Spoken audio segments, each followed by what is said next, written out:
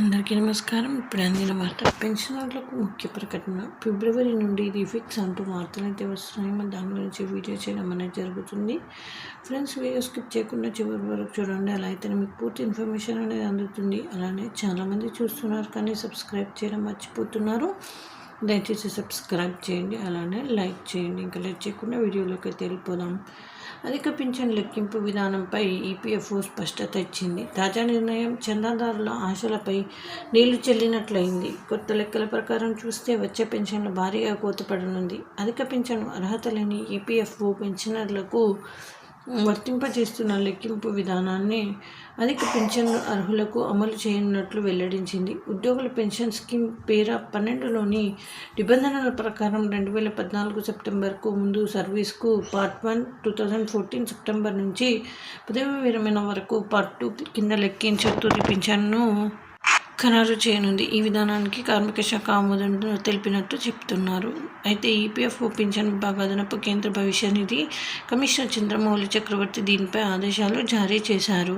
అయితే 30% పైగా తగ్గనున్న pension part 1 part 2 కింద లెక్కించడంతో 30% పైగా పెన్షన్ కోత పడనుంది.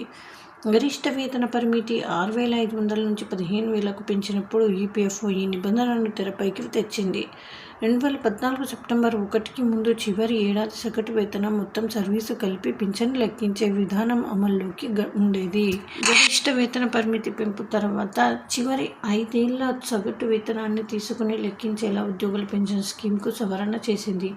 తర్వాత 5 ఏళ్లు సగటు కాకుండా దమాషా పేరిట పార్టుల విధానాన్ని తెచ్చింది. ఉద్యోగంలో చేరినప్పటి నుంచి 2014 సెప్టెంబర్ 1 నాటికి సర్వీసు కాలానికి అప్పటి వార్షిక సగటు వేతనంపై ఆ సర్వీసు ప్రకారం లెక్కించి పార్ట్ 1గా ఖరారు చేస్తోంది. 2014 సెప్టెంబర్ 1 తర్వాత పదవి విరమణ నాటికి అయ్యే సర్వీసుకు చివరి 5 ఏళ్ల సగటుకు పింఛన్ ఖరారు చేసి పార్ట్ 2గా లెక్కిస్తోంది. ఈ రెండు కలిపి పూర్తి పింఛన్గా ఇస్తోంది. ప్రభుత్వ రంగ సంస్థలలో పనిచేస్తున్న ఉద్యోగి 1999లో సర్వీసులో చేరి 2021లో పదవి విరమణ చేశారనుకుందాం. బోనస్ 2 ఏళ్లతో కలిపి 24 సంవత్సరాల సర్వీసు అనుకుంటే 2014 ఏడాది నాటికి సగటు వార్షిక వేతనం 22,000గా ఉంది. పదవి విరమణ నాటికి చివరి 5 ఏళ్ల వేతన సగటు 40,000.